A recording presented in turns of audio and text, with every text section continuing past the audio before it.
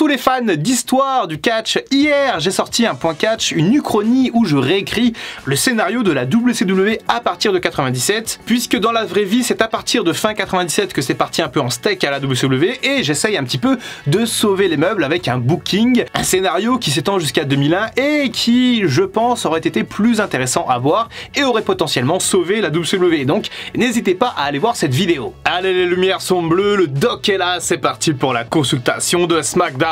Et petit fun fact sur ma vie, ce matin je me suis levé assez tôt, je me suis réveillé vers 7 h, j'avais mal au bras, et je me suis dit bah tiens, SmackDown est terminé aux États-Unis, c'est parti, on va se le regarder, comme ça on va pouvoir sortir la vidéo pas trop tard. Bien que comme je suis en panne encore d'internet jusqu'à mi-novembre, eh bien je pense que le temps d'uploader la vidéo, ça va prendre quelques heures. Mais bref, passons sur les petits désagréments, on va aujourd'hui parler de SmackDown, ce show absolument incroyable. SmackDown, je suis ça comme une série Netflix, chaque semaine j'adore, putain qu'est-ce que j'adore regarder SmackDown, c'est véritablement mon show préféré en ce moment de catch. Et cet épisode là ne m'a pas déçu. Et on commence immédiatement avec un match 2 contre 2 entre les Brawling Brutes, à savoir Ridge Holland et Butch, face à Sami Zayn et Solo Sikoa pour la Bloodline. Un match plutôt intéressant techniquement sur le ring, mais encore une fois, ce qui a été le cœur de notre divertissement, ce sont encore et toujours les altercations entre Sami Zayn et Jey Uso. Sauf que cette fois-ci, ces altercations ont eu un prix, elles ont coûté cher, puisque quand Sami Zayn est remonté sur le ring après son engueulade avec Jey Uso, eh bien il a été pris dans un roll-up et ils ont donc perdu le match. On a ensuite eu bien entendu de la tension entre les membres et notamment entre Sami et Jey, une engueulade et même Jimmy Uso à un moment donné s'est mis front contre son frère Jey. On sentait que ça pouvait exploser, mais le thème de Roman Reigns a résonné et le chef tribal est arrivé pour mettre de l'ordre. Alors effectivement il était pas très content par rapport à tout ce qui se passe depuis des semaines entre Jey et Sami, il leur a demandé des explications sans même les regarder. J'ai adoré la façon dont il a communiqué Roman Reigns, je trouvais que c'était très prenant. Sami Zayn s'est emparé du micro, il a dit voilà, désolé, Jey, moi je t'aime bien, qu'est-ce qui se passe, pourquoi toi tu me détestes, moi je veux juste qu'on s'entende bien, il y a un problème de communication, bref. Et ensuite Jey Uso a rejeté la main tendue de Sami Zayn et il lui a dit qu'il le détestait, qu'il aimait pas son look, qu'il aimait pas le fait que ce soit un membre de la Bloodline, qu'il avait rien à voir avec la lignée du sang, bref, il s'est quand même pas mal énervé. Et alors que Sami Zayn lui rappelait les ordres un petit peu de Roman Reigns, Jey Uso a sorti la phrase qu'il ne fallait pas dire, j'en ai rien à faire de ce qu'a dit le chef tribal. Là on a eu du coup une grosse réaction de la foule, une grosse réaction de Roman Reigns, beaucoup de storytelling. Il s'est retourné vers Jey Uso d'un air intimidant et c'est quand même Sami Zayn qui a continué de parler et il lui a expliqué à un moment donné que c'était pas très Usi. Et alors ce terme c'est vraiment l'enfer à la WWE en ce moment, puisqu'à chaque fois que Sami Zayn le prononce, il arrive à faire sortir les mecs de leur personnage et à donc casser le quatrième mur. Et cette fois-ci ça a été particulièrement marquant puisqu'on a Roman Reigns qui a commencé à rigoler, Jey Uso qui a commencé aussi à péter de rire. Alors Jey Uso il semblait un peu stressé, il mettait sa main devant son visage donc il a pu un peu se cacher, mais il est clairement parti en fou rire et il a bien masqué ça je trouve Jey Uso. Et encore une fois c'est un peu le rôle ingrat, le rôle bâtard pour Jey Uso, puisque lui c'est censé être le vénère de service, le mec qui peut pas rigoler une seconde, et là il a juste pété de rire et c'est normal parce que Sami Zayn en fait il est tellement drôle le mec et ça doit être tellement dur de faire des promos comme ça en live avec lui. Même Roman Reigns, alors Roman Reigns lui c'est un peu différent parce que certes il a cette stature de chef tribal très sérieux, mais d'une certaine manière il a le droit de sortir un peu de son personnage pour être un peu sarcastique, un peu voilà, et il est un peu fun aussi Roman Reigns, mais quand même ça dénote pas mal avec son personnage malgré tout et ça rend quand même assez bizarre. Après c'est pas si grave en fait, ils sont sortis de leur personnage en direct, c'était le fou rire général, il y a eu un peu de malaise mais la foule a adoré ça. C'est un peu comme quand on va au théâtre, alors j'y vais pas souvent, j'y vais un peu plus quand même depuis que c'est moins cher depuis le Covid, mais parfois les mecs ils rigolent, ils sortent de leur caractère pendant 5 secondes, 10 secondes, ça fait rire à la foule en fait, et la foule au théâtre adore ça, donc je suppose qu'au catch c'est la même chose. On sait très bien tous que ces mecs là jouent un personnage, qu'ils campent un rôle, et de voir que parfois il y a des petits couacs, que parfois ils arrivent à sortir de leur personnage parce que ce sont des humains malgré tout, et que quand Sami Zayn dit une connerie ou un truc super drôle, et bah ouais tout le monde rigole et c'est comme ça quoi. Donc voilà, il n'y a pas de drame. Par contre il faut arrêter Sami Zayn de dire ce terme aussi, il faut être un peu moins drôle, ou alors les mecs en gorilla position la Bloodline, je suis désolé mais avant de venir au ring il faut penser à des trucs trash, des trucs hardcore, des trucs qui vont font dire putain quoi qu'il arrive, Sami Zayn il a beau dire toutes les conneries qu'il veut, je resterai dans mon personnage, je resterai sérieux, parce que j'ai l'impression que plus les semaines passent et plus la Bloodline est en roue libre. Bon en tout cas ça a fait encore une promo légendaire pour la Bloodline et on n'en tient pas rigueur de ce cassage du quatrième mur. Il y a plein de gens qui vont dire non mais c'est pas sérieux, les mecs qui sont payés pour faire un job ils le font pas, ok, mais là pour le moment j'ai pas trouvé que c'était trop dérangeant. J'ai trouvé qu'ils avaient plutôt bien géré la situation, même si c'était, ça devait être l'enfer quand tu tapes un fou rire comme ça et que tu dois pas du tout le faire, que ce soit en cours ou dans une situation où tu es quand même observé. Eh ben, ça doit être véritablement l'enfer à vivre. Bon, ensuite quand même, Roman Reigns a repris son sérieux et a dit à Jey Uso que voilà, Sami, ce serait quasiment plus un Uso d'honneur, mais quasiment un Uso à part entière et qu'on l'appellerait maintenant Sami Uso. Peut-être que c'est une bonne idée d'en rester là et de partir sur d'autres éléments narratifs pour continuer. Paul Heyman a ensuite pris le micro pour nous rappeler que samedi prochain, du coup, il y a le match entre Logan Paul et Roman Reigns à Riyad, en Arabie Saoudite. On a ensuite un petit match entre le New Day et les Fashion Victims. Je ne sais plus le nom de cette équipe tellement je les trouve pas intéressants, putain. Je comprends pas pourquoi ils sont toujours là. Triple H qui a repackagé un peu tout le monde en 3 mois, qui a fait des changements de gimmick. Il a d'ailleurs sorti Max Dupri de ce truc pour en refaire LA Knight. Eh ben, faut trouver une autre idée avec cette équipe-là, puisque véritablement, ça ne marche pas. Et en plus, ils arrêtent pas de perdre, puisque là, encore une fois, ils ont perdu contre les New Day. On a ensuite une brawl backstage entre Sonya Deville et Liv Morgan.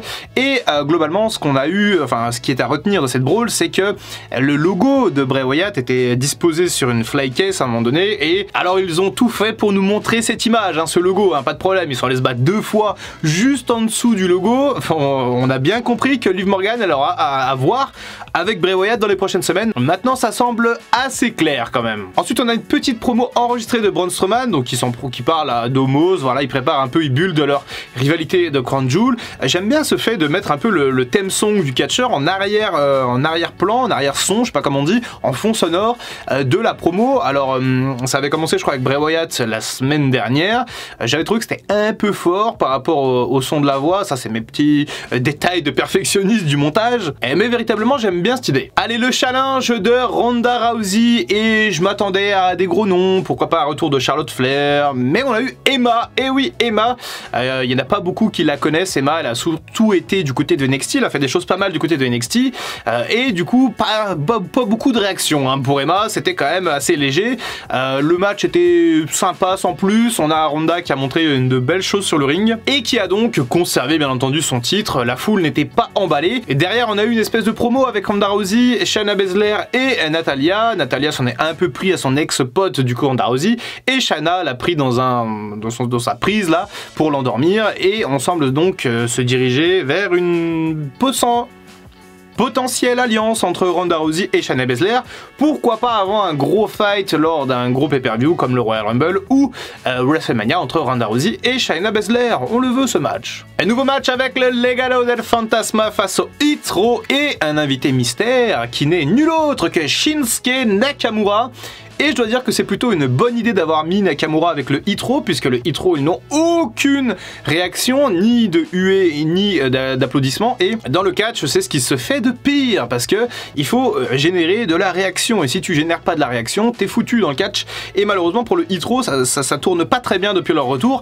Mettre Nakamura avec le Hitro, je trouve que c'est une excellente idée. Ça, c'est du Triple H tout craché. Et on a donc une victoire de Shinsuke Nakamura. Je pense qu'il va rester peut-être quelques semaines avec le Hitro pour voir comment ça se passe, pour essayer un petit peu de leur mettre de l'overness, et ensuite pourquoi pas un petit Nakamura en solo comme à la bonne époque. On a ensuite une petite promo de Paul Heyman, le Wise Man bien entendu, et Roman Reigns dans les vestiaires, et Roman Reigns semble s'en foutre un peu, il est sur son phone. Paul Heyman lui dit ouais, alors est-ce que je peux avoir ton attention chef tribal, parce qu'en fait Logan Paul, faut que je te montre, il a quand même une bonne droite, et attention parce qu'il peut te mettre KO en un coup. On sait que ça peut arriver, l'accident entre guillemets industriel peut arriver à Crown Jewel, et Roman Reigns lui dit non mais tranquille et tout, il a fait que 2 combats, ça va bien se passer, mais Paul Heyman insiste bien quand même sur le fait que Logan Paul c'est pas n'importe qui, et que par exemple des mecs comme Brock Lesnar, ils sont devenus champions à l'UFC au bout de 3 matchs, donc attention quand même à Logan Paul. Et j'aime bien un petit peu cette façon de nous builder le pay-per-view du coup Crown Jewel, on en parlera jeudi prochain pour les pronostics. Donc à moins que Ricochet ait un nouveau t-shirt avec les Uchiwa de Naruto du coup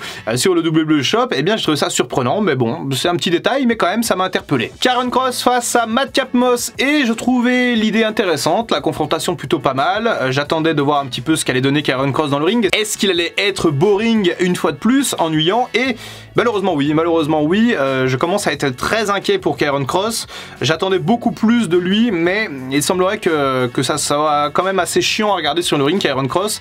À NXT c'était déjà comme ça, bon on va voir ce qui va se passer dans les prochaines semaines. Alors il y a peut-être des gens qui vont me dire, oui mais Karrion Kross il a un style plutôt old school. Alors oui, ok, j'entends, mais FTR par exemple sont un peu les précurseurs, enfin pas les précurseurs, mais ceux qui dominent un petit peu le catch old school en équipe, et leurs matchs sont souvent excellents. Donc je trouve que cette excuse n'est pas valable. Je ne sais pas ce qu'il manque à Karrion Kross, j'arrive pas à mettre le doigt sur le problème de Karrion Kross, pourquoi est-ce qu'il connecte pas avec la foule, mais je vais quand même analyser ça de près parce que il va falloir en parler à un moment donné. Karrion Kross a gagné ce match et il y a eu 0 réaction. On voit ensuite Bray Wyatt en coulisses, on se dit il va démarrer une promo, il y a sa musique et tout, et hop, coupé, c'est la pub. On a ensuite une promo de Rey Mysterio du coup qui explique qu'il est content d'être à SmackDown, et derrière elle se fait buter direct par Imperium. Gunther va à un moment donné lui arracher son t-shirt, et comme il avait un pantalon couleur peau, à ce moment-là j'ai cru qu'il était à poil, j'ai vrillé pendant une seconde, je me suis dit what, mais qu'est-ce qui se passe? Et en fait non, tout allait bien, il était en pantalon, et donc il lui a gentiment arraché son t-shirt pour lui mettre une chope de l'espace. Et la semaine prochaine on va enfin avoir ce match entre Rey Mysterio et Gunther, et je dois dire que j'ai hâte de voir ce qui va se passer. Il y a aussi un match no disqualification entre Sonya Deville et Liv Morgan. Je pense que ça va être très intéressant l'épisode de la semaine prochaine. Allez, on y arrive, notre séquence de main event, cette promo de Bray Wyatt qui arrive du coup au ring comme il y a 2 semaines, un petit peu avec la version de lui-même tout simplement. Pas de personnage, pas de trouble de la personnalité cette fois-ci, puisque oui, on va en parler, mais je pense que Bray Wyatt en fait sa gimmick c'est d'être bipolaire cette année, puisque la semaine dernière on a pu voir que déjà il était pas pareil, il était différent, il semblait plus vénère, plus véhément. Là, il était très dans l'émotion, on a ce Bray Wyatt très émotif. Ça fait 3 semaines qu'il est revenu, donc il a entre guillemets plus trop de raisons d'être dans l'émotion, mais là il était quand même assez touché. Encore une fois, il a expliqué voilà qu'il combat un peu ses démons, qu'il a fait des choses sales, alors que la semaine dernière il annonçait qu'il allait faire des choses horribles. Donc il y a véritablement un changement d'une semaine à l'autre depuis 3 semaines, et j'ai trouvé ça extrêmement intéressant. Et cette fois-ci on a donc vu l'oncle Howdy qu'on avait aperçu la semaine dernière. Donc il a parlé, il lui a dit que voilà, il ne pourrait pas échapper à lui-même, son oncle, il ne pourrait pas échapper à son passé, ni à ses idées, bref. Je trouvais ça plutôt intéressant. Encore une fois, on reste un petit peu dans le même champ narratif que les semaines précédentes, à savoir Bray Wyatt qui semble se combattre tout simplement contre lui-même, contre ses démons qui sont incarnés, qui sont personnifiés par ce personnage de l'oncle Howdy. Alors un oncle Howdy qui ressemble un peu à Hulk Hogan. Bon, c'est un masque, hein, bien sûr, mais je sais pas qui est derrière ce oncle Howdy. Il y a des petites théories qui commencent à fleurir. Il y a notamment des théories qui parlent de Barry Windham, qui est un catcheur légendaire et qui est l'oncle de Bray Wyatt. Dans la vraie vie, ça serait assez cocasse d'avoir le véritable oncle de Bray Wyatt, enfin de Windham Rotunda, du coup, qui est à l'écran l'oncle de Bray Wyatt. Mais il y a aussi les 2 catcheurs, là, Vincent et j'ai oublié le nom, qui sont très dans le thème un peu de Bray Wyatt, qui auraient signé récemment du côté de la WWE. Il y a cette idée aussi d'avoir un Wyatt Six, du coup un clan bâti autour de notre cher Bray. Il y a beaucoup de choses à explorer concernant Bray Wyatt. J'ai envie de faire une vidéo quel scénario pour Bray Wyatt maintenant, mais le problème c'est qu'en fait on a rien de concret, en fait, j'allais dire on a très rien de concret. Ça ne se dit pas, mais pourquoi pas. On n'a pas grand chose de concret pour l'instant, on est dans l'attente un petit peu de voir ce qui va se passer. Je pense que ça va durer des semaines. On a eu encore un QR code, ce QR code a ramené vers une image de Wyatt marqué menteur, menteur, menteur. Donc potentiellement on nous expliquerait que cette version de Bray Wyatt humaine serait un mensonge, et je trouve l'idée extrêmement intéressante, et je pense que ça va partir en steak dans les prochaines semaines. Et encore une fois, je suis ça comme une série Netflix. Et ce matin quand je me suis réveillé à 7h, je me suis dit je pourrais me rendormir, mais je pourrais aussi regarder ce que devient Bray Wyatt. Et j'ai fait mon choix et j'adore ça. En bref, un superbe épisode de SmackDown, j'ai pas vu le temps passer, j'ai trouvé ça génial. La construction de Crown Jewel se passe plutôt bien, même si encore une fois ça reste un peu secondaire, hein. Tout ce qui se passe à SmackDown reste à SmackDown entre guillemets. Et par contre, qu'est-ce que c'est plus intéressant que Raw? Il va falloir à un moment donné drafter, parce que là à SmackDown on a Sami Zayn, on a Roman Reigns, on a Bray Wyatt. Ces 3 personnages là crèvent l'écran, et à Raw on a compléter cette phrase. Et n'hésitez pas à me dire ce que vous avez pensé de cette consultation de SmackDown, et n'hésitez pas également à passer sur Dr Everything, puisque je vais sortir une petite consultation, je pense aujourd'hui ou demain, une petite chronique d'actualité sur un sujet qui est extrêmement clivant en ce moment. C'était Dr Wrestling, à très bientôt pour une prochaine vidéo, et en attendant, comme d'habitude, prenez soin de vous. I can feel the blood creeping up from the heathens. Got will, got fight, got pride, got reason. If they wanna go eat, then you know I'm gon' feed them. If you're coming for me, hope you're ready for a demon.